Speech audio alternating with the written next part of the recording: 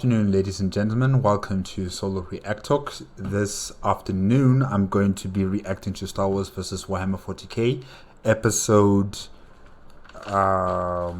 24. Yes, episode 24, Beyond Axum. If you want to check out, made by AFanWithTooMuchTime. If you want to check out my previous reactions to the other episodes, remember the playlist card is going to be at the top here. Just click on it and be able to access them. If you want to check out the original video as well as AFanWithTooMuchTime's YouTube channel, the links are in the description below. Last week was 23. What was the name? The Cost of Honor. Yes. We were introduced to a new character, or two new characters, I should say. We were introduced to Combia. He's a citizen, or he's a civilian on Axum, who has been fighting against the Imperium of Man with his father, Horad.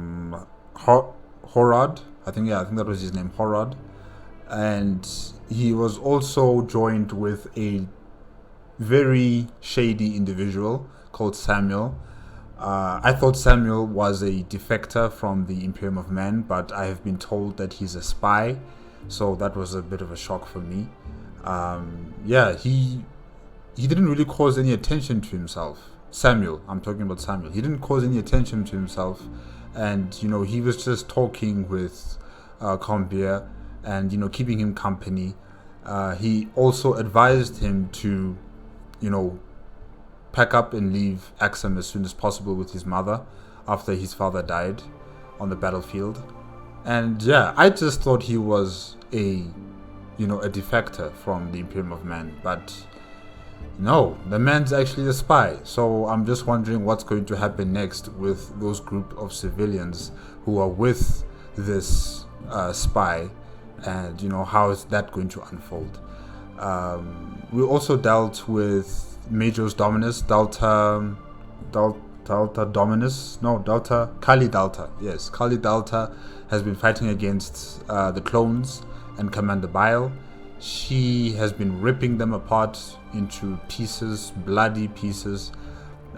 She's really been like a one-man army or one-woman army, defeating the clone troops. Commander Bile with his troops have been trying desperately, finding ways to chip away at her armor. And finally, they realized that the servitor drones that are hovering around her are relaying information to her, giving her vital information on the movements of the clone troops. And they neutralized them, and they were starting to focus their attention mainly on the Major's Dominus.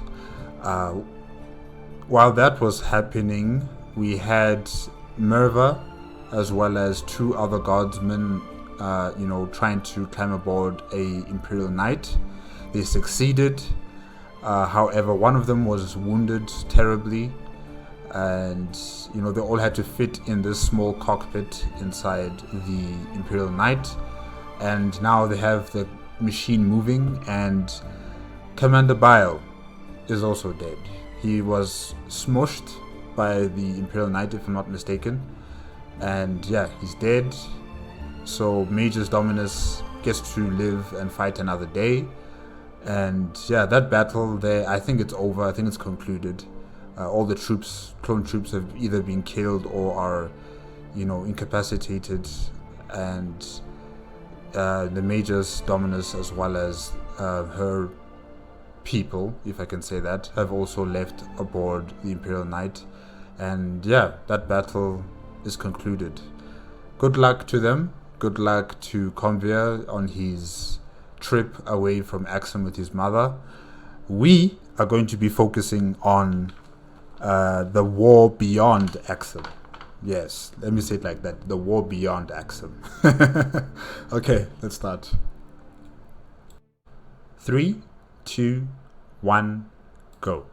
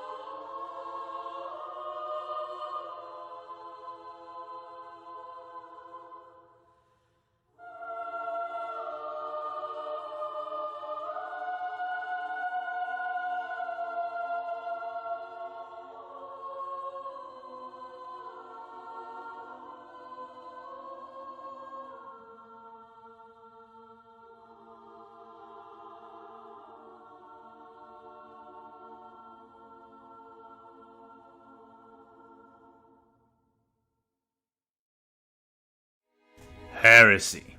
It looked like heresy. That reason alone was enough to build the bile in the back of Orion's throat. The Skywatch were proud, pure sons of Guilliman, but they were not perfect. Their gene father, honored before all but the Emperor himself, had not been perfect. Either by flaw of planning or translation, the Codex Astartes had failed Orion, and his chapter had left them in ruin. So they had adapted, changed, and at times deviated from what his brothers in other chapters would call the right path. Yes. The Codex Astartes, it has been a hindrance for many chapters. I understand the reason why Roberto Guilliman made the Codex Astartes. He wanted to decentralize the type of power the legions had, during the times of, the galactic conquest under the Primarchs with their legions. He wanted to decentralize that kind of power the legions had, and also decentralize the navy, to make sure that should there ever be another type of civil war, like the Horus Heresy, it won't be as devastating as it was before. There's only going to be like a few scant forces that are going to be rebelling, while everybody else is so decentralized that they don't communicate with each other. They don't have any form of bondship or kinship with other legionnaires. So, they don't have that kind of synergy that will allow them to have this perfect storm, if I can say it like that, where they would wash across the entire Imperium of Man and destroy everything and head all the way to Terra, just like they did before. So, the Codex Astartes is meant to clip the wings of the Astartes as well as the Navy, and make sure that such things never happen again. I hear from people that it was a bad idea because having the Astartes decentralized like this makes them weak, makes them targets for various enemies. There's not enough Astartes in one particular chapter, and many chapters are either destroyed or they're turned into chaos, or the gene seed is corrupted, and the entire chapter is just wiped off the board. So I hear the opposition against the Codex Astartes.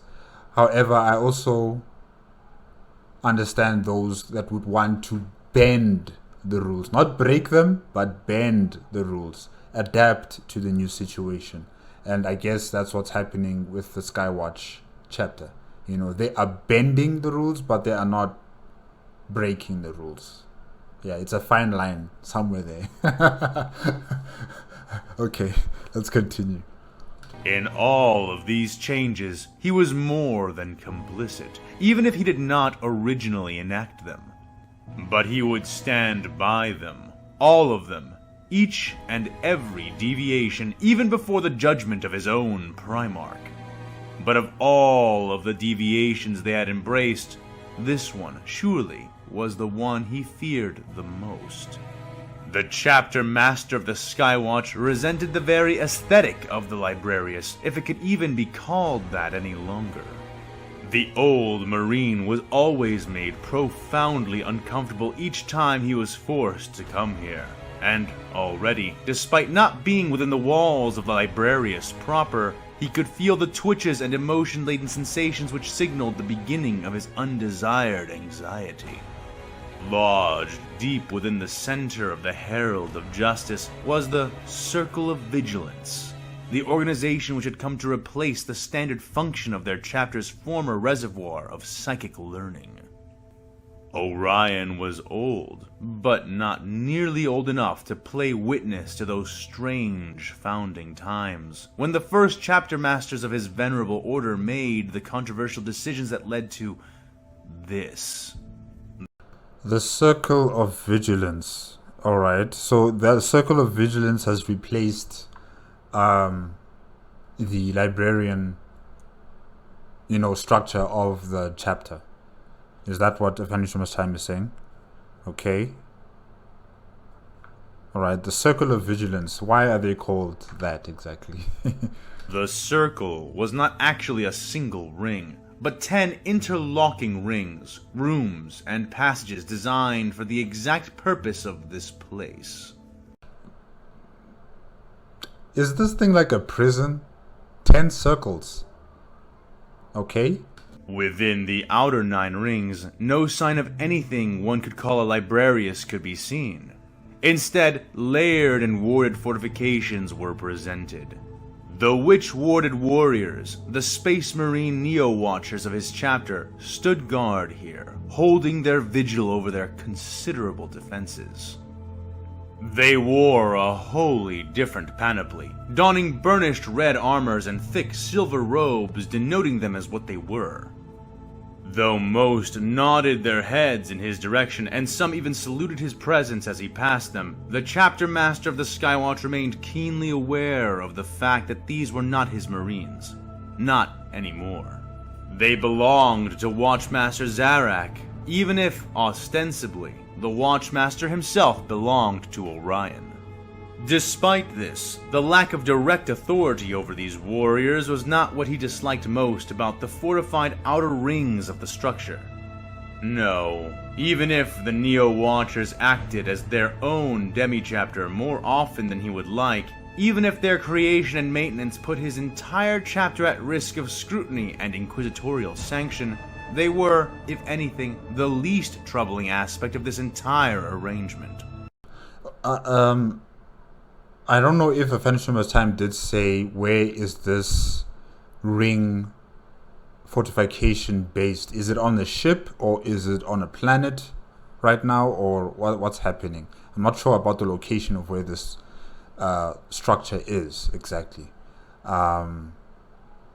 Okay, so there are 9 rings that are built as fortification to defend what's in the center.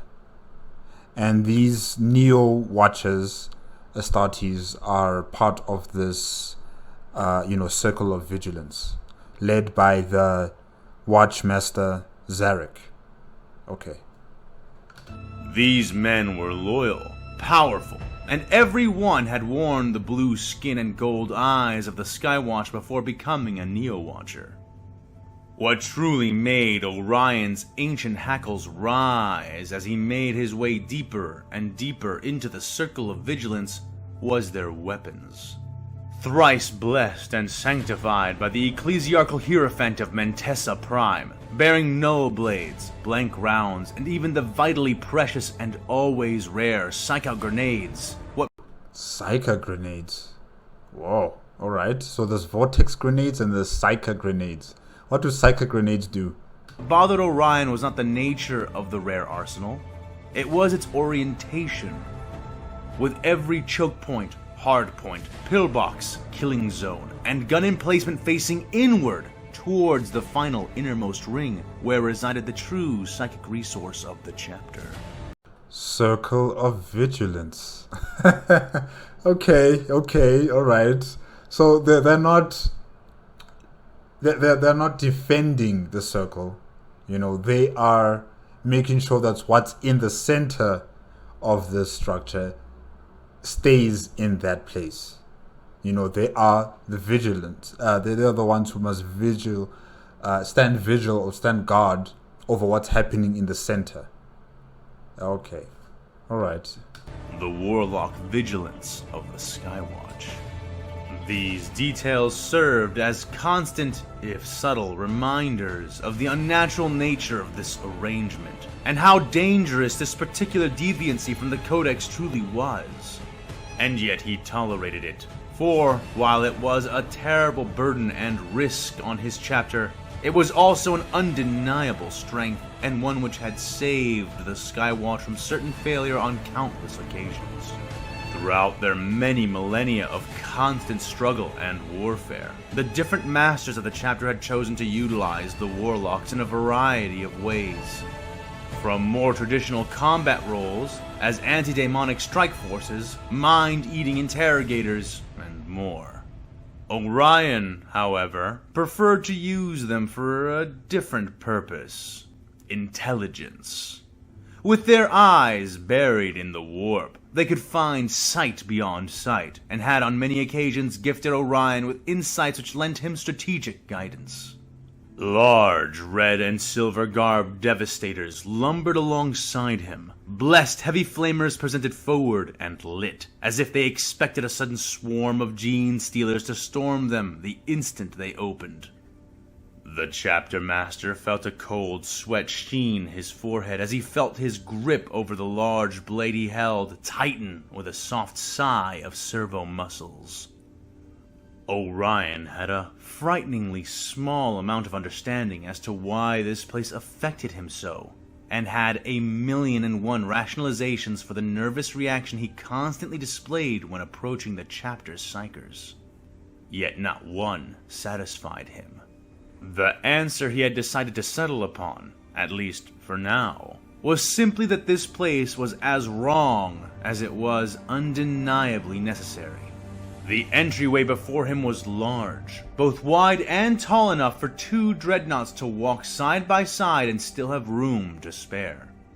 They were composed of ancient silver and electrum stained with age and strife, and cloaked in an almost invisible sheath of pale, bristling mist. Orion filled his lungs with a subtle breath, not looking away from the doors or the high Gothic script engraved into them. He nodded without veering his eyes, and the doors creaked in response. The servos and mechanisms which held them shut began to relax before tensing again as they pulled in the opposite direction, beginning the process of opening the towering silver gates. Pale, hoary frost swiftly crawled out and across the doors from the seam in its center, coating the ancient credo depicted there with white, fur-like ice, before it was split in half by the opening of the passage beyond. He nearly spoke the words aloud, agreeing with the ancient sentiment even as he resented the double meaning he always found there. The old words upon the doors read, "Knowledge is power. Guard it well." Knowledge is power. Guard it well. The circle of vigilance. Interesting. Very interesting. Yeah, well, the librarians here, or should I say the watchers, the warlocks of the Skywatch chapter, I don't know, it seems like they are allowed to use their powers, to their fullest without anyone prohibiting them. But they are contained within this fortified structure, so that if they are being controlled by demons, then and they try to escape, then they can be destroyed. But at the moment they try to, escape the fortification. That's why there's 9 circles that act as security. Yeah, to make sure that should they actually escape, they'll be destroyed through the nine steps of fortification. Yeah, that's interesting. Very, very interesting. Okay.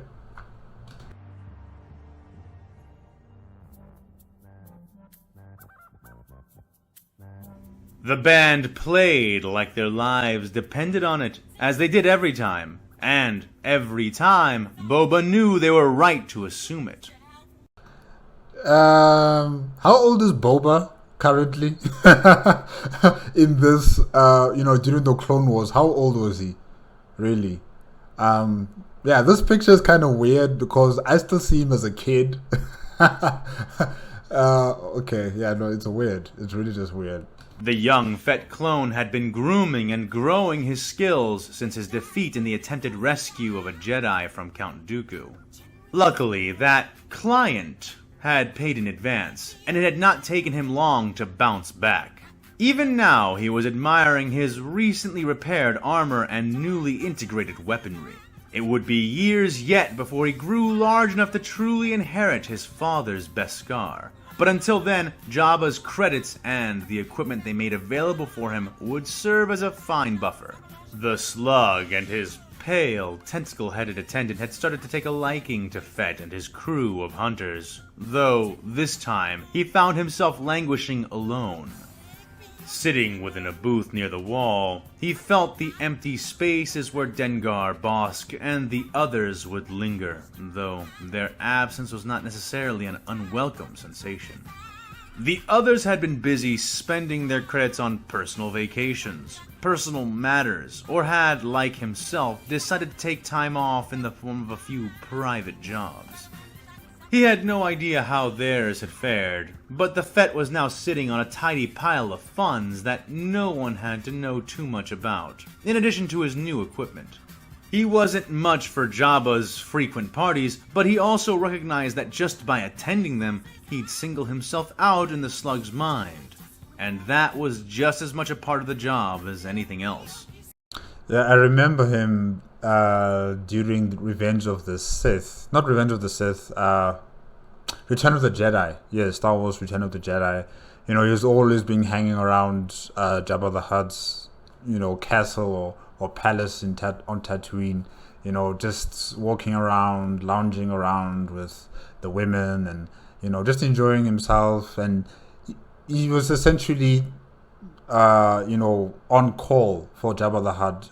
Whatever he wanted in terms of someone being neutralized or someone being captured, Boba is right there.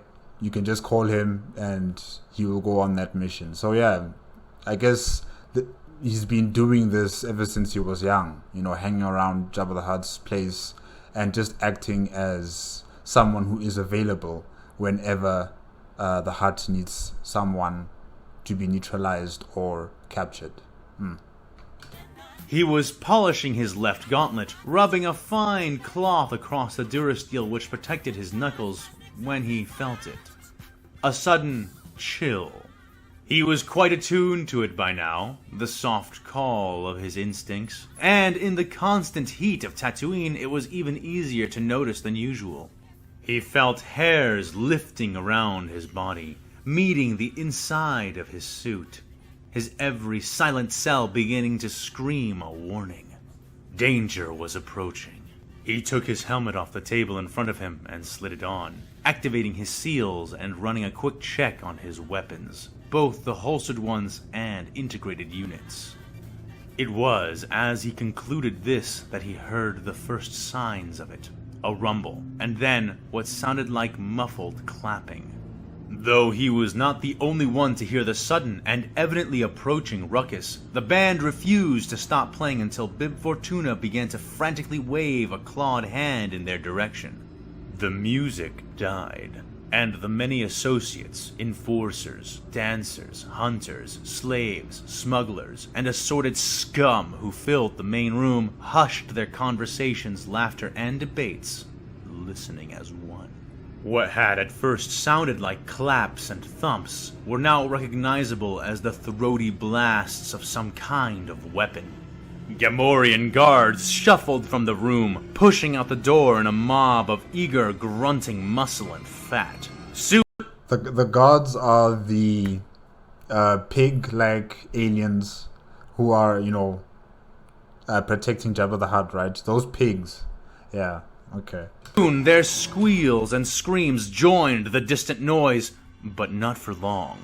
Robo-Jabba! Bellowed the Hutt in the center of the room. Probo Jabba Ubufugi! Bib snapped out right afterward. Most of the armed men inside rose to the call, and Boba would have followed as well were it not for the fact that he hadn't heard any promise or credits along with that command. Fett knew Hutts well enough to know better than to expect unpromised recompense from them. So as the other bounty hunters formed a wall of blasters and blades between the entryway and their slimy master, Boba instead lowered himself under the table of his booth and took a knee, waiting. He didn't need to wait long. The shadows of massive figures loomed in the late sun's light, painting the pale bend into the room black for a few meager moments. Large, round shoulder pads struck the side of a set of Junker's chimes. Jabba's men cried out as one and opened fire, and fire answered them in turn. A plume of billowing, roaring hell met the uneven wall of bodies. Astartes. Astartes. If it's not them, then it's another group of people with high caliber weapons, but I'm betting my money on Astartes. Blaster fire was sent into the flames, but the towering figure behind them did not so much as flinch or falter as he was struck. The weapon cut out, but the flames clung to the men they touched, roars of battle morphing into screams of hellish pain as the invading warriors entered, 5 in total.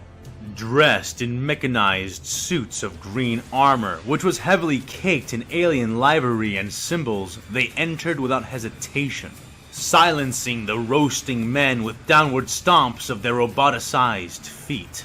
While one of them was clearly armed with some kind of massive flamethrower, the other 3 had smaller, slug-throwing weapons in its place, weapons they aimed out at the others in the room, Boba included. These green Astartes, are they the successor chapters of the Salamanders, if I'm not mistaken? Because I think I remember AFanWithTooMuchTime was speaking about him adding, other chapters within the Zectec fleet, and one of them I think is a successor chapter of the Salamanders, if I'm not mistaken. If I am, guys, please correct me in the comment section. Yeah. Cursing, but knowing a lost cause when he saw one, Boba lowered the 2 blasters he'd drawn, placing them down on the ground and raising his arms. Good. I don't know if they'll keep you alive, but, don't antagonize them. The others in the room slowly followed suit, speeding up when 2 of the warriors discharged their weapons, turning a couple of would-be heroes into smears against the wall. Bib Fortuna kneeled on the ground beside Jabba, hands raised in trembling supplication, while his master, clearly flushed with fear, maintained a more dignified posture. Ko arga ubata kono ingo mapinki dunko ikavis? Ji amata grancha jabatahat. I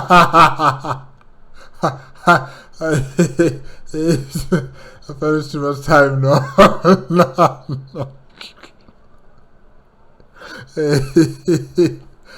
I did not expect this.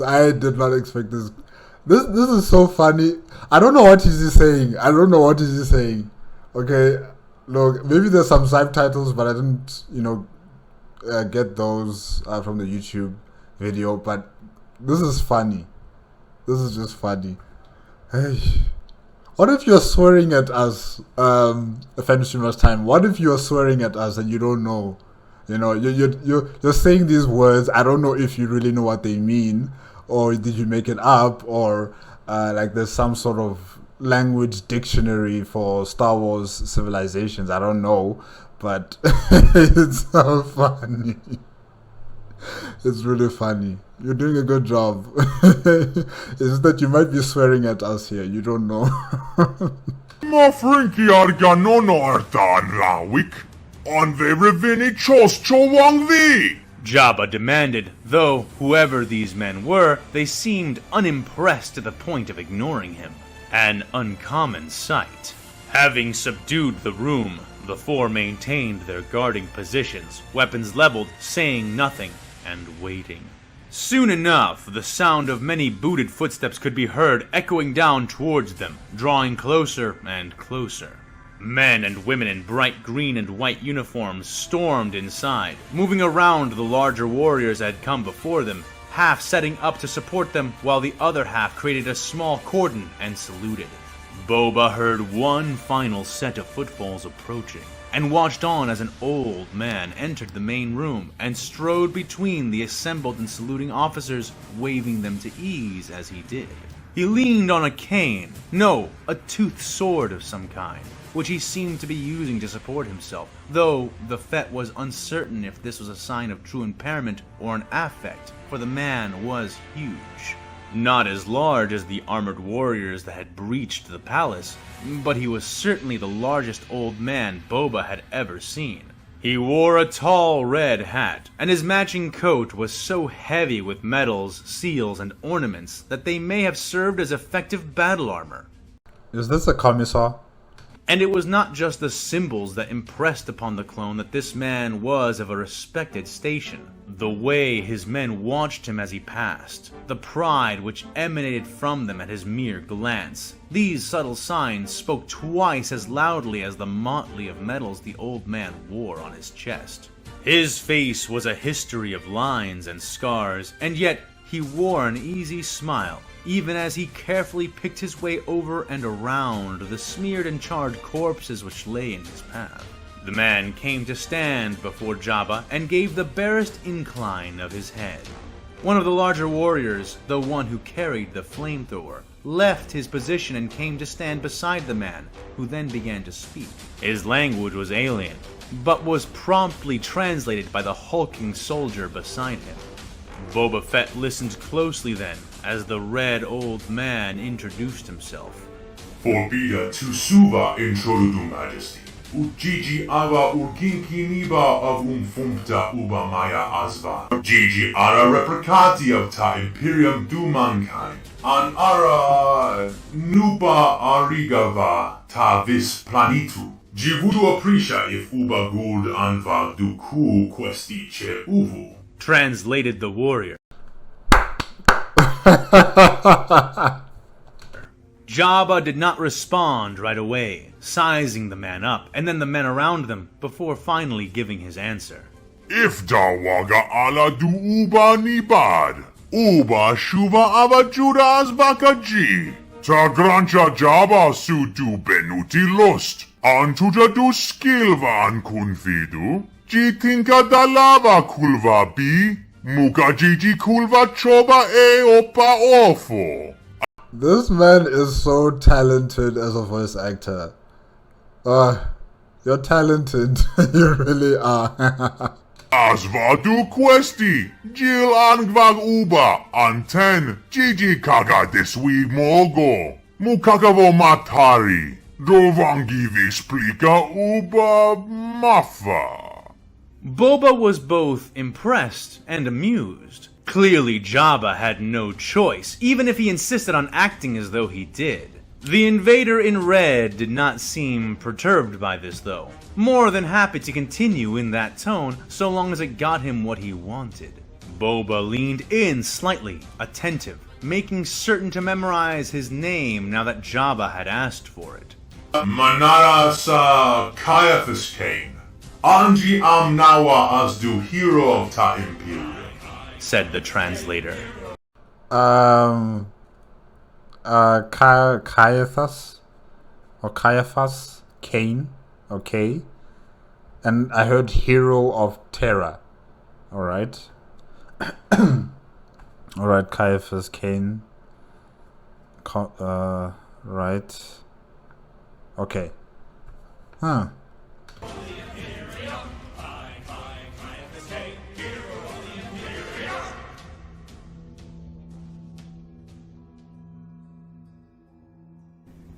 The Lord Admiral rolled onto her side, red satin sheets sliding over artificial and natural skin. Admiral Rolla, long time no see. It's good to see you again. What are you up to? She shifted again, and then once more before sighing. She sat up, yawning and stretching her left arm, which was still mostly flesh and steel, unlike her right limb, which was quite thoroughly mechanical. None but the profoundly knowledgeable or uncommonly vigilant would ever notice, however, as she had taken great pains to ensure as seamless a set of augmentations as she could. But no matter the artistry of the prosthesis, or the bribes she offered the adepts of the machine cult, only so much could be done, and metal was not flesh, no matter what they believed. She was grateful to the tech priests and the Omnissiah for their work, yet the more mechanical she became, the less she found herself able to sleep through the resting cycle. What had once been a nightly routine had become a bi-daily event at best. While it was technically true that she did not need to sleep any longer, not since her latest surgeries, she had been informed that it would still be possible.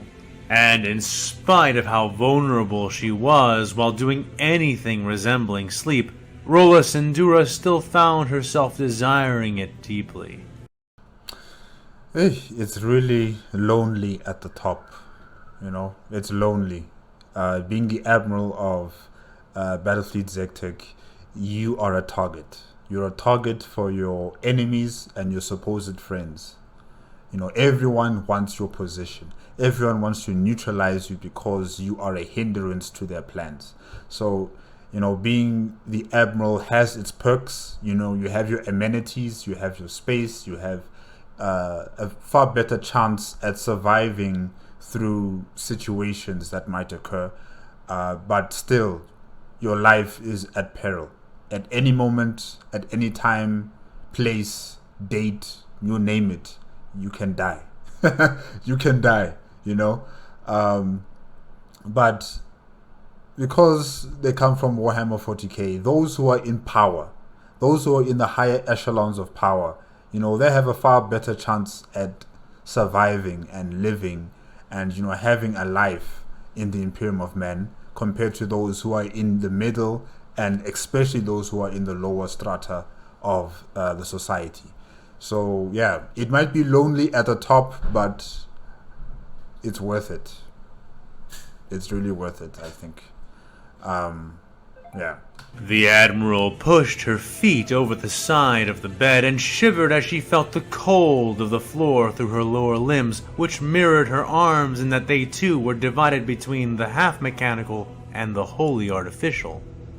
Why is she, putting augmented parts on her body exactly? I didn't really catch that. What did she survive an explosion and then she had to replace her limbs, or is she replacing her limbs with robotics for some sort of advantage in terms of like physicality? Yeah, I'm just wondering about that. She took a moment to distract herself, trying to notice the precise differences in the sensation based on what each foot felt. It was more painful, she realized. The Mechanicus had learned how to wire nerves into human spines as easily as a seamstress might stitch closed a seam or cut. They had become so proficient, in fact, that they had managed to create artificial nerve endings which felt everything but pain. And it was only after one possessed such nerves that one realized a startling truth. Everything hurts. Petting a canid, drinking recaft, taking a soft shit. All of it hurt, though regular humans simply couldn't tell, since pain that subtle could only register if a person had the opportunity to compare life without it. And without the perfect nerve tuning of the tech priests, it would have been impossible to even experience that difference. This is interesting. Sorry, Fenishing Messiah, that I cut you off there. But this is interesting, having this discussion on, those with augmentation, how they feel things compared to human beings who have no augmentation, who are just naturally as they are.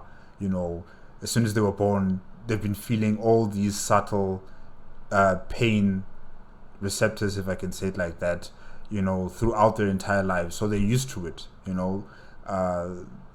but when it comes to someone with augmentation, they have to relearn all of that all over again, especially if there are pain receptors or, they have put in mechanisms that give them that sensation of pain. They have to relearn all of that all over again, and it has to become like a second nature to them, just like the rest of humanity, So yeah, that's quite interesting, really. Ola imagined that this was one of the revelations of augmentation lauded by the priesthood, since it reminded her who and what she was, and what it was to be human. Those thoughts quickly led her back to her former sour musings on sleep, or her lack thereof. True human rest, like she had once enjoyed. Yes, even though most of her dreams were nightmares nowadays, and had been long before her upgrades. Yes, despite the fact that most of the sleep she did manage to secure for herself ended in a cold sweat or worse. But the terror of the night was a small price to pay for that dark, mindless rest that always came with some portion of her sleep. And besides, she was a human, and no matter the belief of the Martians, there was nothing more ubiquitous about the human experience than suffering. Nothing. She stood and strode over to her wardrobe, rejuvenated skin and synth flesh sheathed in a modest black nightgown. With a flick of her thoughts, the wardrobe opened and deployed, unfurling before her in jerky, mechanical fashion, its many robotic display hooks and arms holding out her various uniforms and dresses like a cadre of faceless servants. She perused her options, selecting a black uniform with golden trim and a particularly audacious shoulder ornamentation over her right side. She did not trust her servants to prepare her clothing beyond laundering them, nor to witness her in any vulnerability that one could call nakedness. She was the Lord Admiral. She sat atop a harrowing pyramid of death, intrigue, and eternal ambition. Of the first two, she was full to bursting. But concerning the final trait, hers had nearly run dry. How many assassination attempts, from forces within or without, has she survived over the years for no greater reason than this? Centuries of work and combat, and what could she even accomplish here, aside from maintaining the status quo?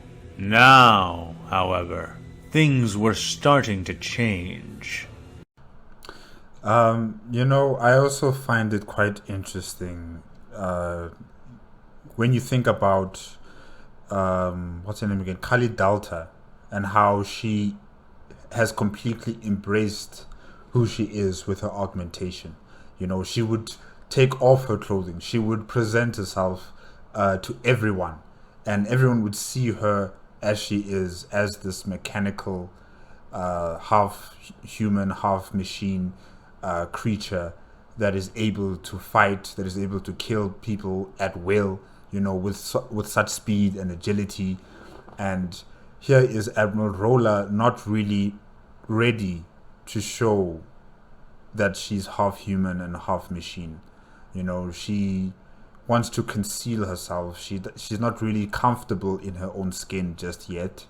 She's still trying to get used to her augmentation, and she tries her best to hide the fact that she has augmentation, especially like her arms, her leg. She tries to make it as humanly as possible for her, so that people don't really look at it or don't really figure out that she has augmentation, which I find quite interesting, really. Because maybe because the tech priests of Mars, they embrace what they are, they embrace who they've become. But when it comes to Admiral Roller, it doesn't seem that she's ready to do that yet. Which then comes back to my question, like, why did she do this then? Why did she, put in all of this augmentation on her body? Is it because she survived some sort of terrible accident or a deliberate assassination attempt? Or is it because she wants to improve her physicality in terms of defending herself from any type of potential threat? Yeah, I'm just wondering about that. She looked up at herself as she finished donning her uniform and hardened her gaze. Drawing in a deep breath, Rolla closed her eyes, and with the hand of her mind collected all the loose strands of drive which remained within the beautiful bionic husk of her form. She gathered them and compressed them, drawing from them a strength that she had used to slay whole civilizations. When her eyes opened once more, they blazed with her old, raging fervor. Even a spark could light a flamer, and she found herself prepared, and not a moment too soon. A beep at her door indicated someone seeking to enter her chamber. Who is it? She asked into the air. A small vox near the mirror she gazed into spoke the answer in the voice of her guard captain. "Message for you, ma'am," said Alvat from outside. "It's from the Skywatch. I think they are moving to an objective," he added a moment later.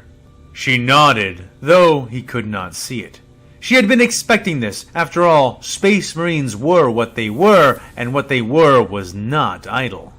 Very well, I'll receive it on the bridge. Let us see where the old Marine thinks we should unsheath the Emperor's sword.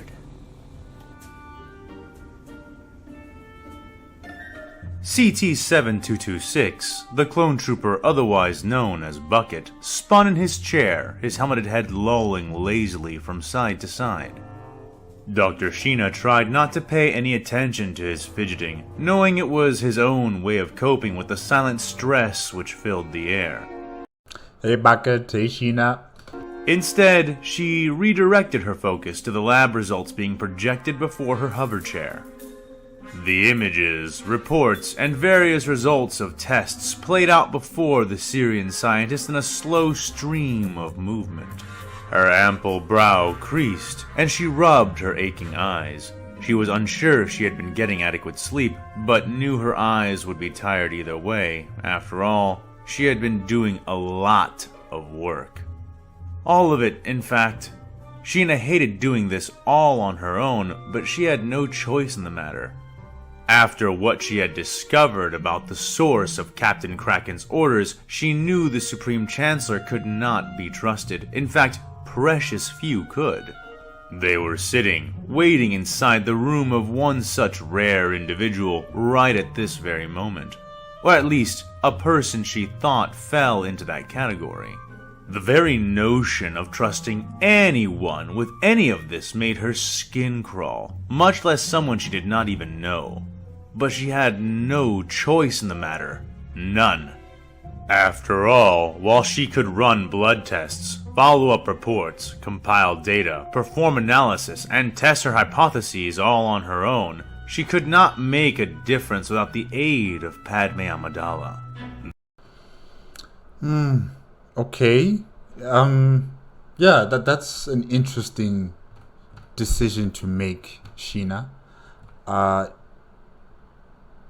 You know, when you have information about a corrupt political official or a government official, you know, people usually take that information to the police, and then from the police, they're able to take it to an independent investigative agency.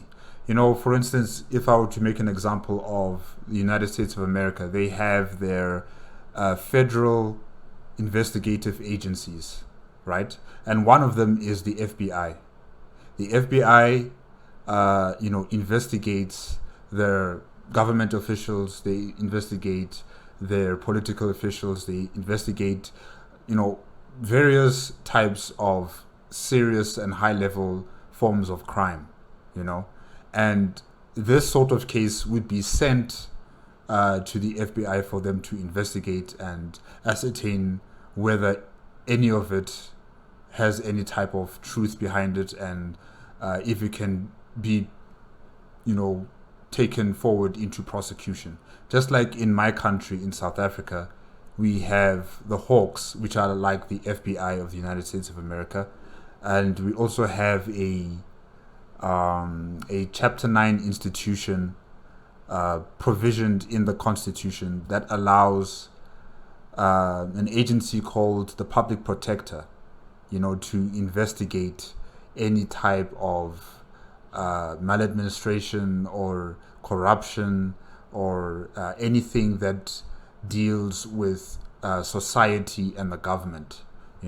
If there's someone that has information on a particular situation, or they wish to complain about a certain government institution, they would go to the Public Protector. They would inform them on this type of situation. The Public Protector, or should I say the Office of the Public Protector, would then initiate an investigation and inquiries about this particular situation. And just like what I've said before about people handing over information to the police first, and then the police would then give that information to the Hawks, our version of the FBI, and they would investigate on this situation. And once they have all information and documentation, they would then give it to the NPA, the National Prosecuting Authority, and they would decide, okay, there is a case to be answered here by so and so, we're taking them to court. Something like that. I would expect Dr. Sheena to, go to the police first with this information. But because the Chancellor controls the courts, because I remember what Master Windu said when he was fighting against Palpatine in his office, and Anakin was there, and Anakin was pleading with him to, don't kill him, I need him for my own plans and stuff like that. But Master Windu was like, no, he's too dangerous to be left alive. He has the control of the Senate and the courts. So there was no way that Palpatine was ever going to be tried for his, his actions. And I guess this is the same thing here with Dr. Sheena. If she sent it through the proper channels, maybe it would not have, seen the light of day. It would have been swept under the rug, and there would have been an ordered hit on Dr. Sheena and Bucket, as association. So yeah, I think what she did here is correct. I'm just a bit surprised that she didn't go to the police first. She went straight for a politician, and that's Padme Amidala in the Senate. I don't know what kind of office she holds in the legislature, if she's part of an ad hoc committee on security or on intelligence or anything of that matter. I'm not entirely sure. But, she is popular, Senator Amidala. She's very popular. She's well known. She's also a very powerful figure in the Senate. So, yes. Okay. I understand. I understand why she would go there. Okay. Let's see what Padme says. The senator from Naboo was currently occupied in a session of the Senate, but was expected to return very soon. In that time, she and Bucket had been allowed to sit and wait for her within the lounging area of her senatorial suite, observed passively by two of Padme's household attendants. It was Sheena's hope that this woman would know the right people and have the right personal influence to make the right kind of difference. A person who might even be able to help her avert the disaster she knew would soon be coming. But hoping, well, that too made her skin crawl. And so Sheena distracted herself with analysis, and there was, admittedly, a lot to distract her with. By the stars! Bucket, look at this! She said, gesturing for him to come closer while enlarging an image of her holographic file and extending it up. The clone groaned and slumped at the call, but began to get up lazily so he could come see, grumbling all the while. Come on, Doc. You know I never understand any of this stuff. I'm not a scientist or anything. Clone trooper, remember? He said as he came to stand beside the chair, leaning against the thick, high-backed portion of it. Oh, stop grumbling. This is really, well, it's fascinating, she said, gesturing towards the image. Displayed and spinning slowly was a strand of thick, enlarged DNA. Bucket stared at it for a couple of seconds and then shrugged his shoulders. Corellian Sugartail? He asked unhelpfully. Sheena smacked her hand against her face and sighed. By the many moons, Bucket, even you should know what DNA is, she groaned. Yeah, I do, he said with a laugh. I'm just flicking your wires. Still, can't tell what's so special about it. Is this some kind of, important difference? That my DNA? Yours? He asked. Dr. Sheena scowled and shook her head. No, you dolt! It's DNA collected from some of the Imperial soldiers during the invasion of Axum, she said. Okay, and? He asked. It's thick, she said, gesturing to enlarge the image even more. It's thick. Okay, does it mean that it contains a lot of information in it? Is that what you're trying to say, Dr. Sheena? Thick? He asked a moment later. Yes, it's too thick. Look. Dr. Sheena tapped away at a console on her armrest, and an image of another, thinner strand of DNA was projected next to the first. They turned beside each other, very similar, yet also distinct. It must be a Psyker's DNA. Yeah. Or, I don't know, maybe it was a super soldier. One of the Astartes. You know, what? It might have been one of their DNA samples that you have there. I don't know. That is yours, or at least close to yours. The second strand is an example of the clone template. Dr. Sheena explained. Django. Bucket said softly. She nodded. So wait, why are they so different? Aren't they supposed to be human, just like Django Fett was? He asked. Well, yes and no. They are definitely human, or at least human-derived. The match in the genome sequence is uncanny. They aren't just like humans, they encompass humans. And much more, she said. Much more? How? He asked. I am not sure. I thought it was genetic augmentation at first, but the more I look at it, the more it just seems like standard mutative gene progression. I'm not a geneticist, strictly speaking, so I've been doing a lot of referencing and comparison, but that only made this stranger. I mean, I saw similar structures in Kaminoans and Arcanians, but nothing quite like this. Bucket stood back at that, seemingly aghast. Wait, these Imperials are part Kaminoan? He asked. No, that's not what I meant, Sheena said, raising a hand. I mean, both the Kaminoans and the Arcanians have very shaped, directed gene patterns. They achieved this largely through eugenics, she said. Eugenics? He asked. Yes, selective breeding and the culling of defective and undesirable traits. The Imperials have similar gene structures, but, well, look at how thick their DNA is. I don't know how to account for that, she said. Well, what does thicker DNA even mean? He asked. What else has thick DNA? She paused before answering him, stroking her chin as she pondered the question. Again, I'm well read, but not a gene expert myself, so this is probably wildly off the mark. But if I had to give a face value explanation of what this should mean, it would mean that they are older than the rest of the human race, she said at length. Older? The clone parroted. Yes, older. Much older.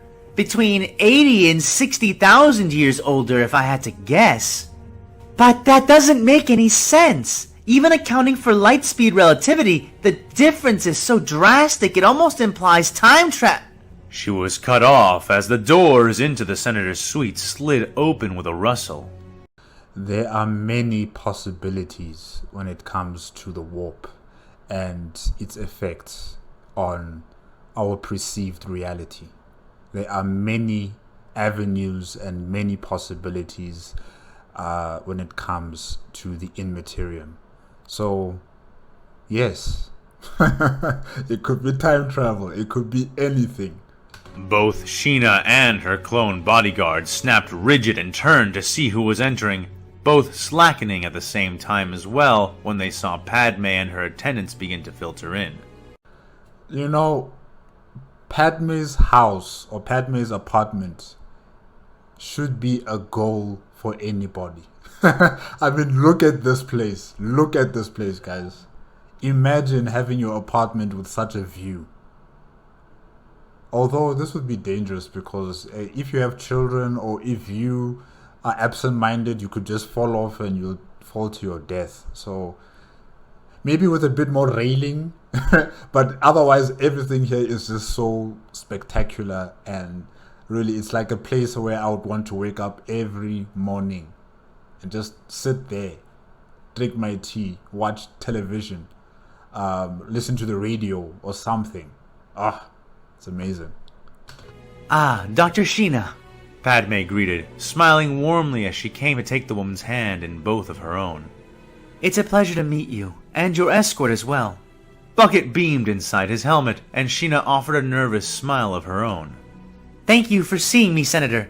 I know you must be very busy, but I assure you, what I need to say is of vital importance," she said. Padme's smile withered slightly, and she nodded more seriously, cautiously taking a seat nearby, being careful with her pregnant belly. Sheena spied that the senator was quite far along.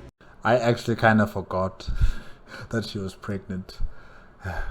And was shocked to realize that, in her vast memory, she could not recall the father to the popular senator's soon-to-be-born child. You don't need to know about that. You don't need to know about that. Don't worry yourself about that. Odd. "Yes, your hollow suggested that much. How can I help you? Are you in trouble?" Padme asked, eyes full of worry for the Syrian, despite her own vulnerable state. Sheena nodded and eyed the senator's attendants wearily. The women, of which there were 3, lingered near the back of the room silently, waiting to be needed. Padme seemed to notice Dr. Sheena's stare and followed it, a twinge of pained frustration flashing across her face before looking back at her guest. "You can trust me, and you can trust them, I swear it," she said without hesitation. Sheena paused for a time, but then nodded slowly and turned back to the senator. "Senator Amidala, I am in danger, and so are you, so are we all," she said. "From what?" Padme asked. The Syrian doctor paused again, a true sense of anxiety rushing through her, like the last look over the edge before leaping from a terminally high cliff. But before she managed to muster her courage, Bucket spoke for her, stepping forward as he did. "The Supreme Chancellor, ma'am. We have reason to suspect that he is behind the hyperspace ramming incident around Pazob." Padme's face seemed to go blank with shock before a streak of subtle agony crossed her features again, and she shook off the surprise. "These are serious suspicions. What can you tell me about why you believe this?" asked the senator. "It's all right here," Sheena said, supplying the data she had managed to slice earlier that same day. Time was taken to show her what the data meant, how it proved some connection between the ship that had presumably begun the war and the office of the Supreme Chancellor. "This isn't much," Padme said at the end of it all. "Maybe not enough for a court, but it's enough for people like us," Sheena insisted. "These records prove that there was some undisclosed message sent from the Supreme Chancellor's office to the Belajor just before it suicide rammed the Imperial ship. This entire war could well be a result of that single action. And besides, Senator, I know that you are not blind. I've seen your speeches and seen your vote record. You know how dangerous the Chancellor is, and you know that he already has far too much power. He's planning something, and all of this, even this new war, are all a part of it." Sheena, can you just control, the amount of shouting you produce here? You're shouting in front of a pregnant lady, and, she is a very esteemed individual. She is a senator of the Galactic Republic. So, show some bit of respect. Don't shout like that. Oh gosh. But I understand that you're frustrated, you're having anxiety, you want this truth to become the spear that will strike at the Chancellor. But, just try to be more cautious on how you're talking to Senator Amidala. Yeah. Okay. Doctor almost yelled. "That is enough, Dr. Sheena!" Padme suddenly cried out, shocking the Syrian into silence. She panted and wiped at some sweat on her brow. "I'm sorry," she said a moment later. "Please forgive me. I'm not feeling well. But yes, I know. I am aware of the threat posed by the Chancellor and that there is much that he has not told us. I am aware," she said, resting her head in one hand. Dr. Sheena narrowed her eyes somewhat. "Senator Amidala, are you due?" she asked. The senator looked up, a slight blush touching her cheeks before she swooned in a sudden flood of agony, groaning loudly as she did. Her attendants rushed forward, but she recovered and waved them back. No, not yet. I have to go to Axum first. I have to tell Anakin. No. We don't want the same scenario happening like in Revenge of the Sith. We don't want that. We don't want you to be choked, and then for you to be giving birth to your children and then you die during childbirth. We don't want that. You stay right here. And let your attendants attend to you. Call your private doctor. Have your children in your apartment. It's fine. Or go to the best hospital in Coruscant. It's fine. I don't care. You're staying here. Okay? Anakin Skywalker is still dealing with his own situations. He doesn't have the focus or the time to be dealing with what is happening with you right now, Senator Amidala or Padme. Stay here. The children need their mother right now. They need you to be all right. We don't want to be crying at your funeral because you went off to go and tell Anakin something in a battlefield. No. Send someone else to go do that job for you. Go send a messenger, send a droid, send anyone else. There's so many people working in the Galactic Republic's administrative office. You can send one of them to go and tell Anakin Skywalker whatever you need him to hear. Or send a holographic message. Please. She groaned as she tried to lay back and breathe. Anakin Skywalker? Senator, with all due respect, you should be doing no such thing. Besides, what news could you possibly have to give Anakin Skywalker? The man is locked within an unsanctioned battle with the Imperials at this very moment. Nothing you could tell him would be relevant to that, Dr. Sheena said, waving the attendants forward in spite of Padme's former gestures. You're wrong, Padme said, before another rush of pain took her. The forestalled attendants came to either side of her, taking her hands as more sweat shone on her face. I have to tell him, the senator insisted, even as a liquid stain began to appear on her dress, and her aides began to urgently call for medical aid. But Dr. Sheena was not so distracted by their concerns and panic that she did not hear the next few words the laboring senator managed to speak. He is the Supreme Commander of the Republic now. Yeah, that information is not necessary to be told right now, okay? He's focusing on his own mission. Once they're done with Axum, and, if they win or lose there, and if he should survive, then you can tell him, okay? Not right now. Your main focus should be on your children. Please, we don't want to have Revenge of the Sith Part 2 in an alternate timeline. We don't want that here, okay?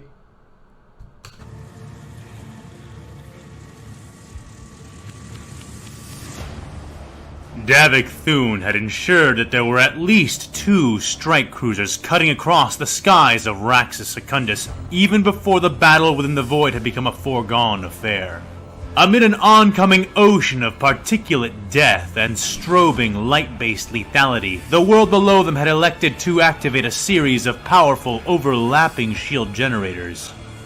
Yet they had failed to act before the Chapter Master, having been entirely unprepared for the sudden assault. The Imperial fleet had begun bombardment of the world, only to find their blows energetically blunted by the infrastructure below them. Before any major corrective actions could be taken, a second Separatist fleet had arrived to relieve the assault of the planet. The Void battle had been rejoined, but while it was fought, and Davik threw his might against the aforementioned General Grievous, the strike cruisers had deployed their tactical teams across the world, barely managing to stay ahead of the fields of defensive fire that the planet threw up towards the trapped cruisers. I want to hear I find it too much time acting, voice acting General Grievous. I'm looking forward to that one. It was, however, those very conditions that lent the deployed Space Marines their vital sense of urgency.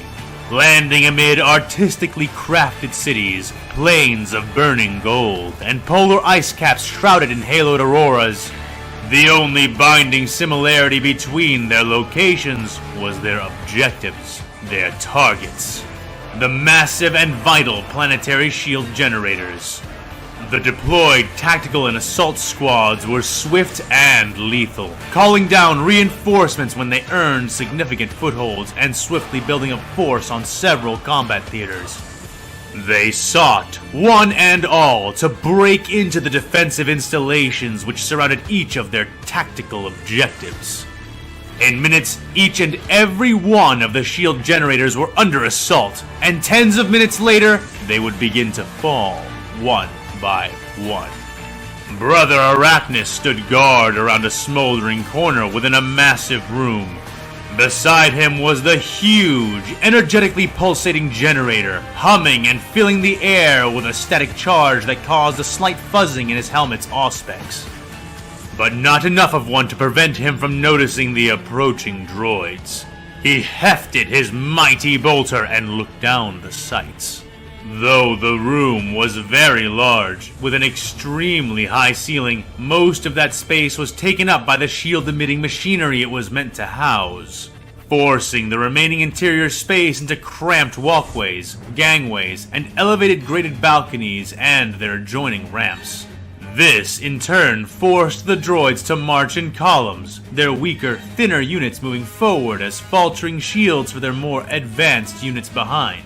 The tactic seemed sound, but it was all but ignored in the face of penetrating bolter fire.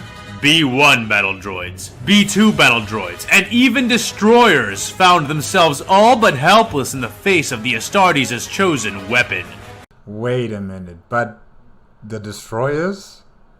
You know, all they have to do is just stop rolling, activate their shields, and so, you know, they might actually have a chance.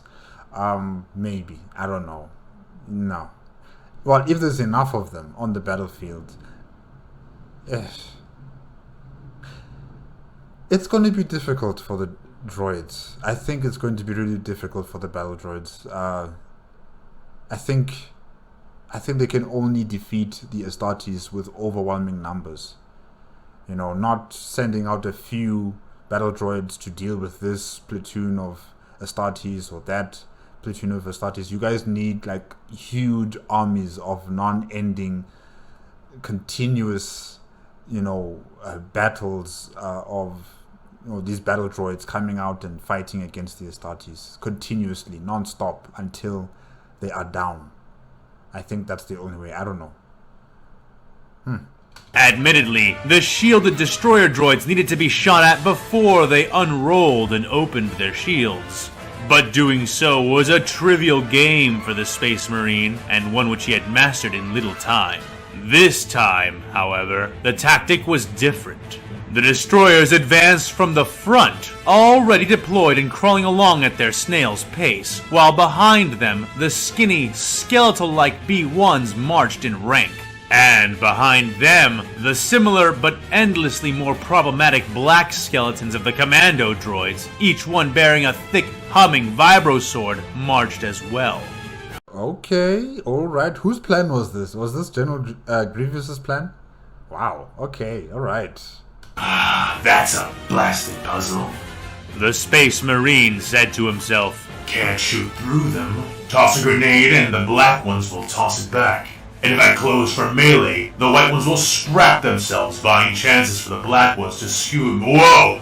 He exclaimed as the B-1s suddenly drew grenades from around their waists and reeled back their arms, pitching them over the shields. Arachnus opened fire, catching most of the spheres in the air over the destroyers, though the blasts failed to reach them through their shields.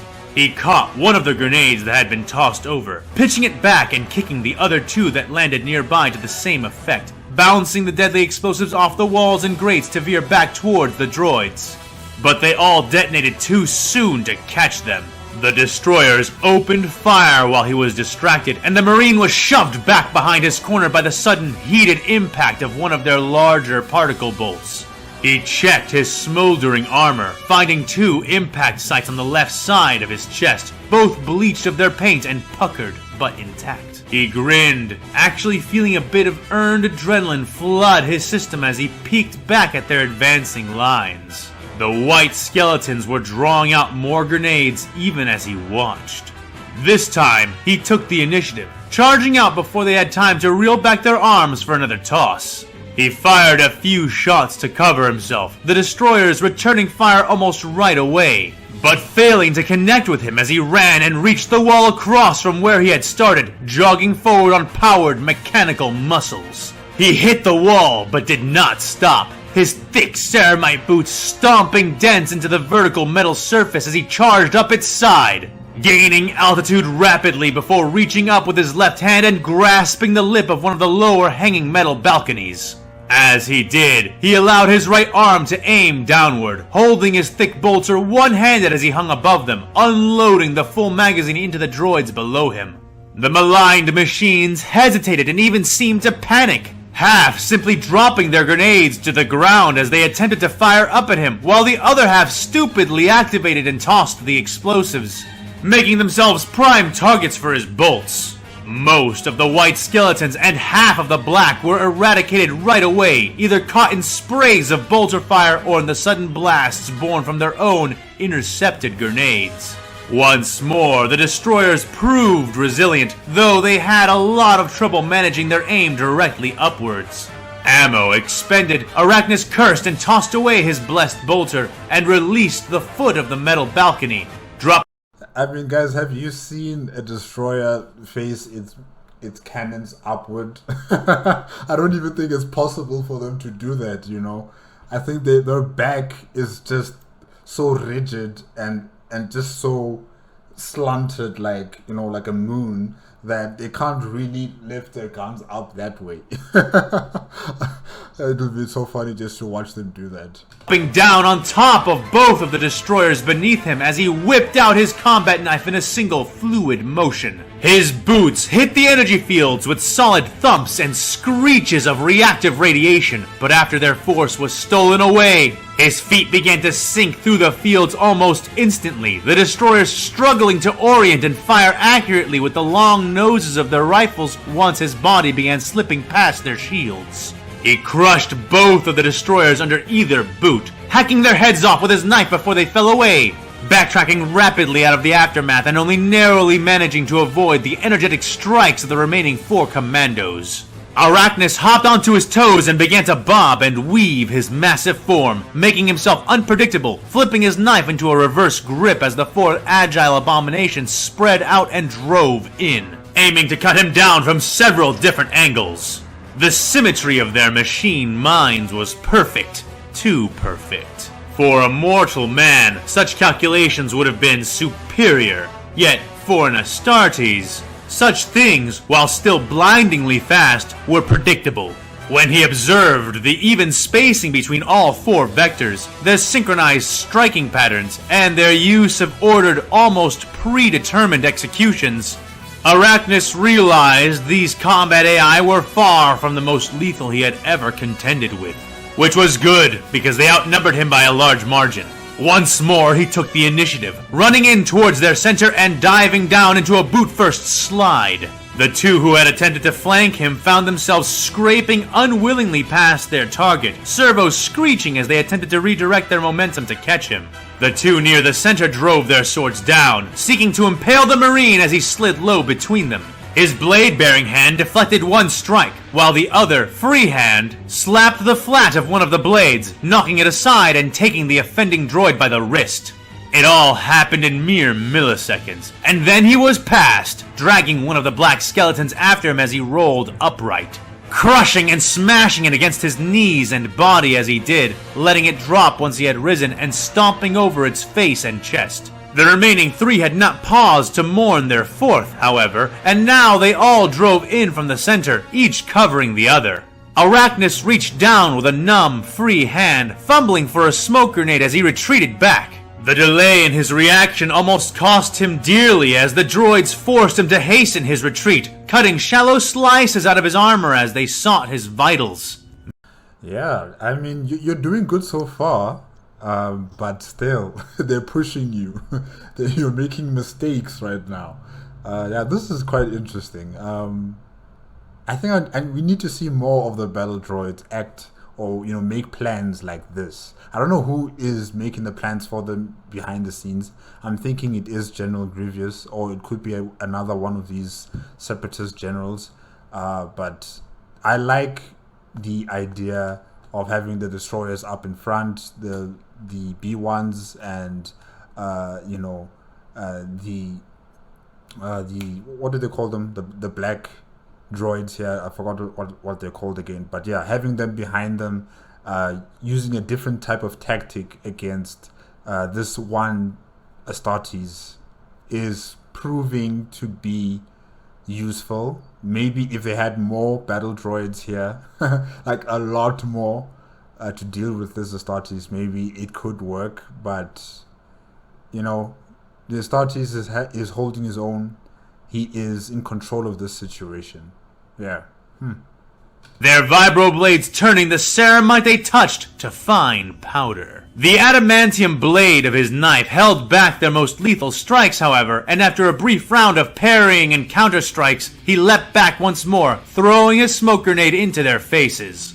The grenade, of course, produced much more than smoke, emitting 32 kinds of sensory impairment countermeasures. The cloud of smoke both shimmering brightly at first before becoming opaque as night. The droids floundered, blind and deaf in the sudden mire, but Brother Arachnus, just as deaf and just as blind, did not. His photo-perfect memory held the exact instant before his grenades had detonated crisp and clear in his mind, and he let it, his speed, and his predictions guide him. And they guided him true. Steel spilled steel in the screeching union of death meeting false life. And when the cloud of billowing, storm-like smoke cleared, Arachnus stood over the butchered corpses of the 3 remaining commando droids. He looked up. Commando droids, yes, thank you. Locating his bolter and taking it up again, checking it for damage and then reloading the sturdy implement of doom. Staring back down the way the droids had come, he could see no more approaching. Yet, when he turned to take up his position again, he found something else standing there by the corner. A man, an old man. He stood regally, with an air of imperious authority that Arachnus had seen on many inquisitors and lord generals alike. Dooku. Though this person, whoever he was, could be neither. He wore the stylish but comparatively plain clothing of this planet's nobility, and he bore no obvious cybernetics or signs of rejuvenation, despite the fact that his hair was nearly as white as his sickly old skin. For all the signs of his advanced age, however, Arachnus could see no weakness within the man, and the red, glowing blade of light which the man held out to his side was all the sign the Space Marine needed to know that this man was a hostile force. A witch. He is a witch. For a brief moment, both locked eyes through Arachnus' helmet lenses, neither moving. And then, in a sudden burst signaled by nothing more than instinct, both warriors reeled up in action and extended their lethal powers towards the other. Arachnus pivoted on his heel, bringing his bolter to bear and unloading his freshly replaced magazine. Self-propelled bolts screamed through the air like miniature meteors, bursting and exploding violently as they made contact with the stream of warp lightning that poured out from the fingers of the old man's free hand. Arachnus cursed his bad luck. Another witch! The surge of corrupting power traveled up the rain of exploding bolts like a nest of hungering snakes, entering the barrel of the gun and forcing Arachnus to toss away his weapon just as it exploded. The fragments of his beloved bolter showered him in a hateful rain of burning metal as he drew out his combat knife again. It's time to dance. Can you dance with this old man? That's the question now. can you dance? If you can't dance like Master Yoda, then you should just forget it. But he barely had time to intercept the red blade of his enemy's weapon as it came upon him, stabbing towards one of his two hearts. The adamantium of his combat knife lit and glowed like molten steel, but managed to push aside the lethal bar of light before it could pierce his body. The old man had traveled very far, and the strength in his arm was far greater than that of a normal human. Arachnus sought to strike at the man, but couldn't find a moment or opening to do so, wincing and backstepping as he contended with the dueling psyker's rapid pace. His knife was burning his hand even through his armor, and he pushed away and barely avoided strike after strike. Bright orange lines appearing across his armor as the near misses began to pile up. All the while, the man he fought kept a smug, imperious expression, his body moving like a wicker doll, precisely shifted and controlled on strings and strength born of the hellish warp. And you know, with Count Dooku, he's not going to, collect any prisoners. He's not like Ahsoka here. He's not going to talk to you. He's not going to try and understand you. No. He's here to kill you. He's already taken out one of your hearts. Hey. The front of the Astartes' boot came away, taking most of his foot with it. Then a portion of his forearm was seared off, and then a bright tongue of fiery pain licked across his thigh. Arachnus heard more than felt his combat knife fall out of his useless hand as the witch's red blade bit deeply into his wrist, using the loss to raise his free arm and bring it down in a murderous haymaker destined for the old man's head.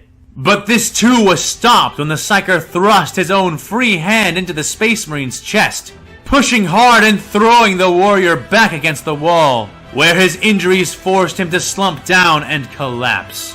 He reached up and activated his Vox with his one good hand. Benitez, Olantis, I am defeated. The enemy has me and will be upon you soon. He is a single psyker with a power sword. The Marine began to report. Save your breath. They are already dead. The old man said in flawless High Gothic, the result of a collar-mounted translator device, Arachnus would realize. Oh shit. More droids appeared then, the black kind, but not from outside the perimeter, as he would have expected, instead appearing from behind the position he had taken up beforehand, from where his fellow Marines should have been. He growled viciously, trying to rise, and failing as the old psyker came to stand over him, staring down his nose at the defeated Astartes with only a mild disdain. More of us are coming! This planet will be ours! Arachnus spat, hatred grinding past every syllable he spoke. The old man merely raised a sarcastic eyebrow, and then laughed lightly and once. Then, without warning, he plunged his saber into the Marine's primary heart, holding it there, and using the warp to restrain Arachnus' remaining functional limb as he did. You lost this war before you started, fool, he said before twisting the red blade and tearing it out the side of Brother Arachnus' chest, cutting through his remaining second heart in the process. The Space Marine rasped one last hateful breath before the light faded from his eyes and he slumped down into eternal stillness. The Sith Lord deactivated his blade and sighed, wiping a sheen of sweat from his wrinkled forehead. That should be all of them, he said. We have located the charges they sent. Should we begin disarming them? Asked one of the nearby commando droids. No, you heard the savage. There will be more of them, and even if we protected this generator, I cannot protect them all, said Count Dooku. Roger. What next? Asked the droid. Prepare the stealth ship. I'm evacuating the planet, he said, turning away from the large corpse he had created and walked. The stealth ship is that solar sail vessel of his, right? That private yacht kind of ship. Yeah, I like that. I like that ship.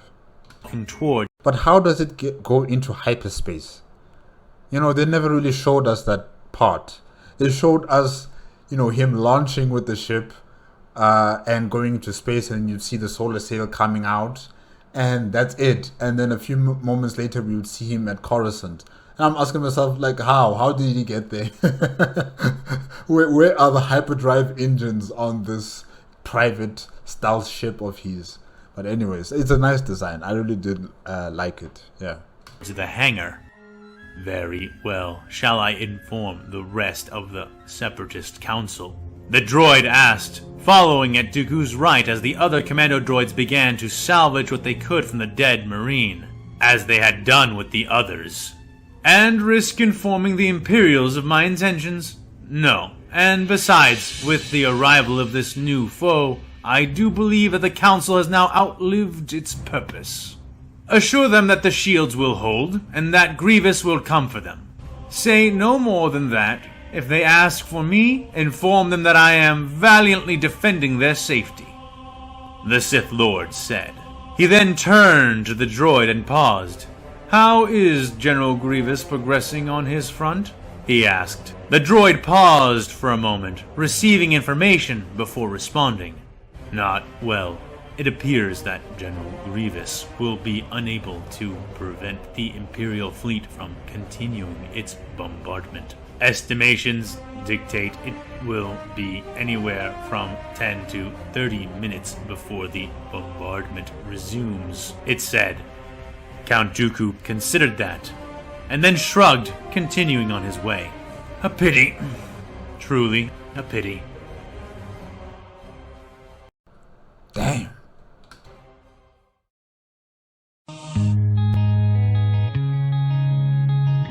Suffer not the unclean to live. Lead us from death to victory, from falsehood to truth. Lead us from despair to hope, from faith to slaughter. Lead us to his strength. Is this you, AFanWithTooMuchTime? Is this you talking right now? Hey, this guy. Hey, no, you're a good actor. You're a good voice actor, really. From what I've been hearing with Jabba the Hutt and the Astartes talking to him through this as well, very enjoyable. And an eternity of war. Let his wrath fill our hearts. Death, war, and blood. In vengeance, serve the Emperor. In the name of Dawn.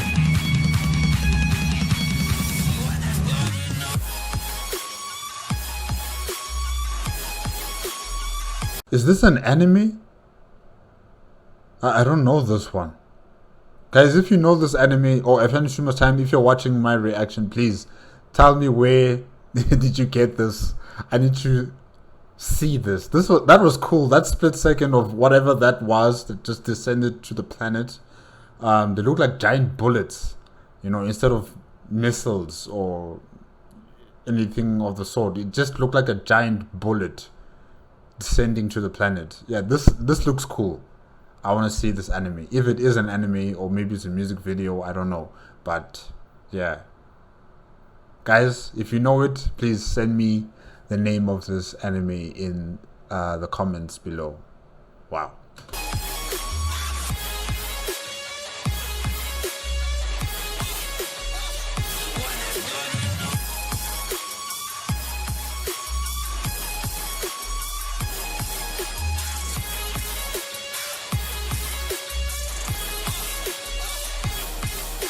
I know this one. The Expanse. Yeah. Great show. Beg me for mercy. Admit you were toxic. You poisoned me just for another dollar in your pocket. Now I am the violence. I am the sickness. Won't accept your silence. Beg me for forgiveness. We'll never get free. Lamb to the slaughter. What you gonna do when there's blood in the water? The price of your greed, your son and your daughter. What you gonna do when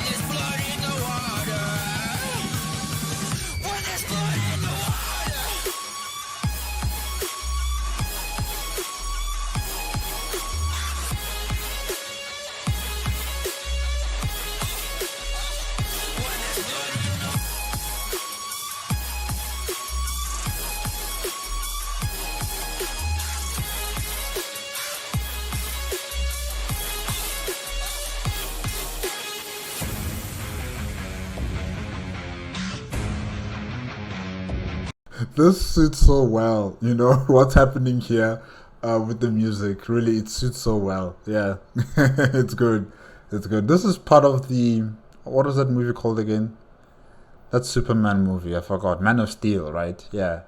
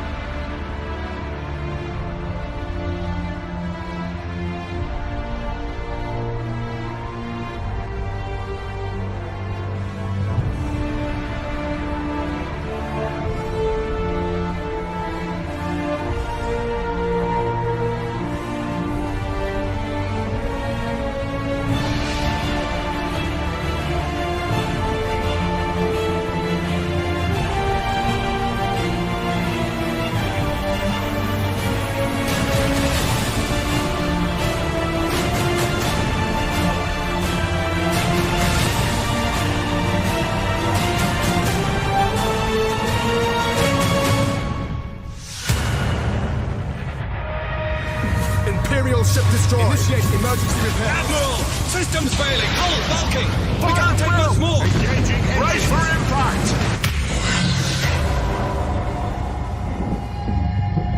The flagship has been destroyed! The battle is lost. All vessels, prepare to retreat. Disengage!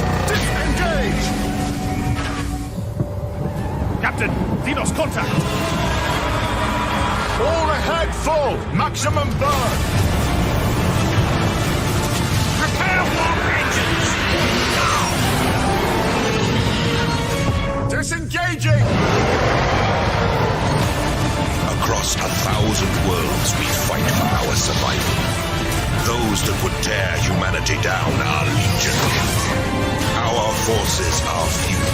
Our enemies many. There is no respite. There is no mercy. From the lightning of the tempest, our Emperor deliver us. From plague, temptation of war, our Emperor deliver us. From the scourge of the Kraken, Emperor deliver us.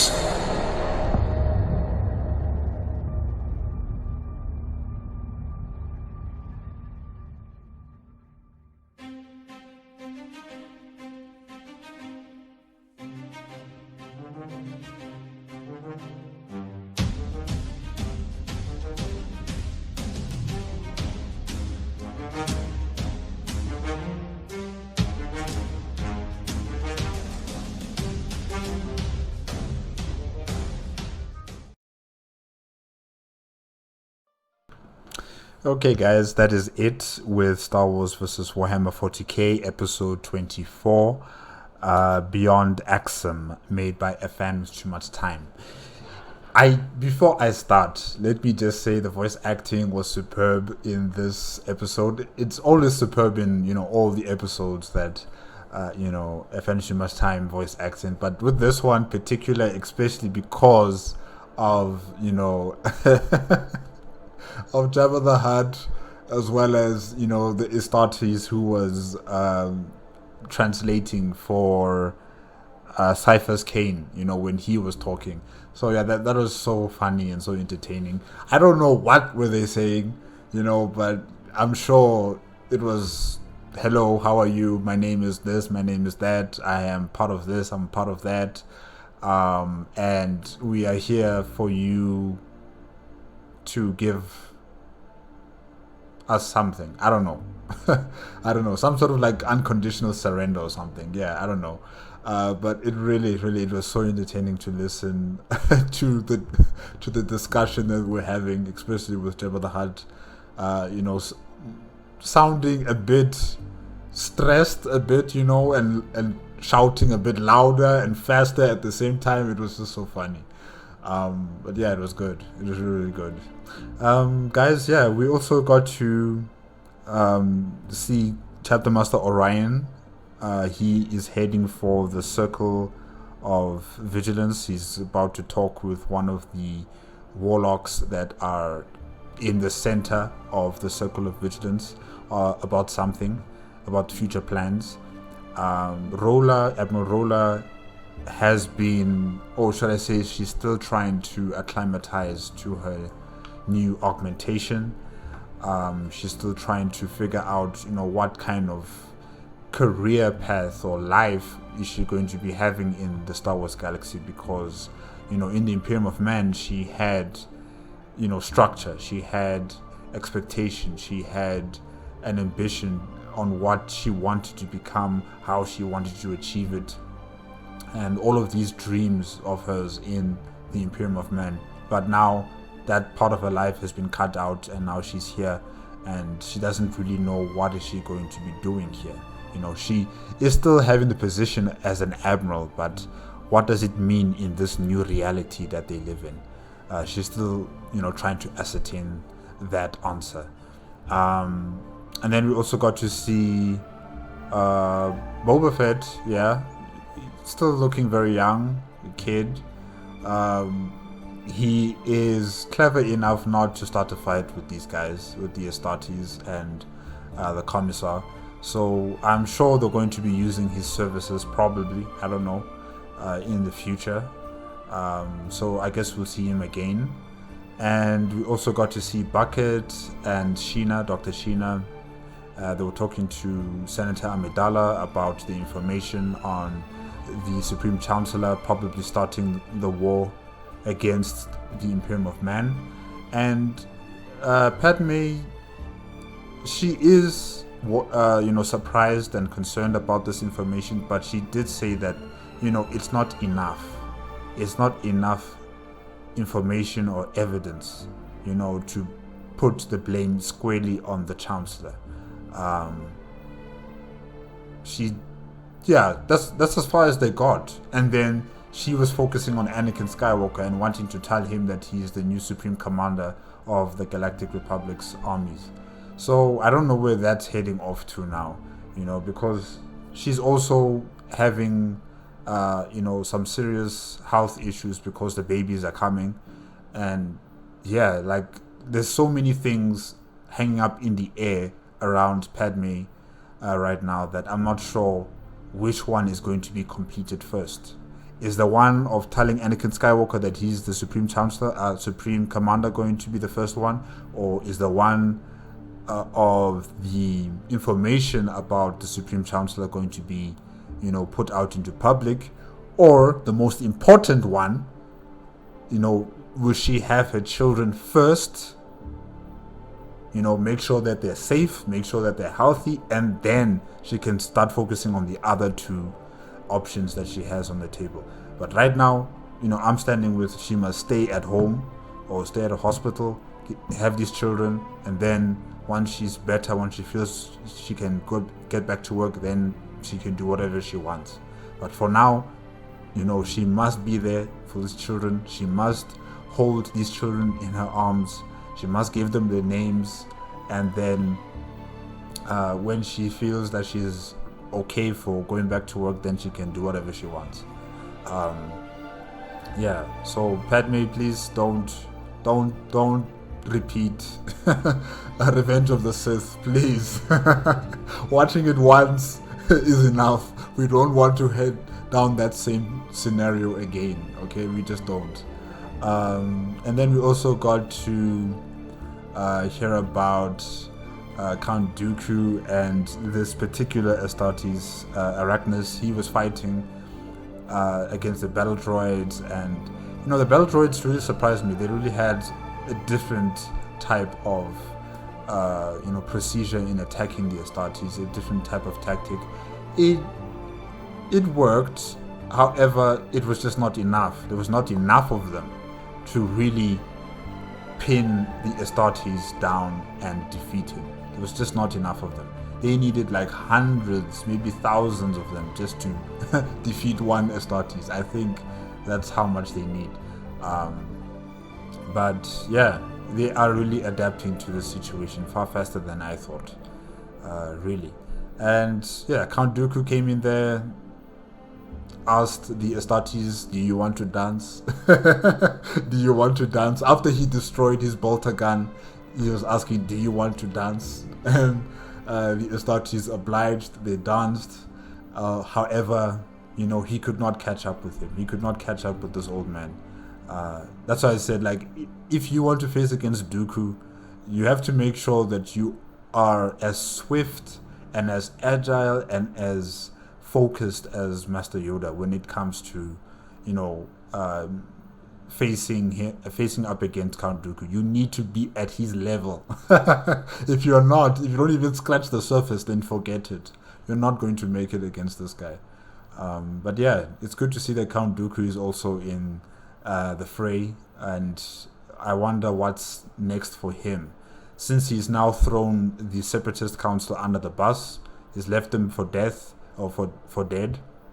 And I'm just wondering about the political structure of the Separatists. Is Count Dooku going to become like the supreme leader now of the Separatist enclave? I'm not entirely sure. And General Grievous will be second in command. I'm not sure about that. But yeah, things are changing with the Separatists, and I wonder how is it going to relate to the Galactic Republic and how they respond to this new development. I'm wondering about that. But yeah, guys, that is it. That is it with episode 24. Hopefully you guys enjoyed my reaction. Remember, if you want to check out the original video as well as AFanWithTooMuchTime's YouTube channel, the links are in the description below. If you like my reaction, please give me a like, comment, and subscribe to my channel. Click on the notification bell if you want to be up to date with my latest videos. And I will see you guys next week. Okay? Bye-bye.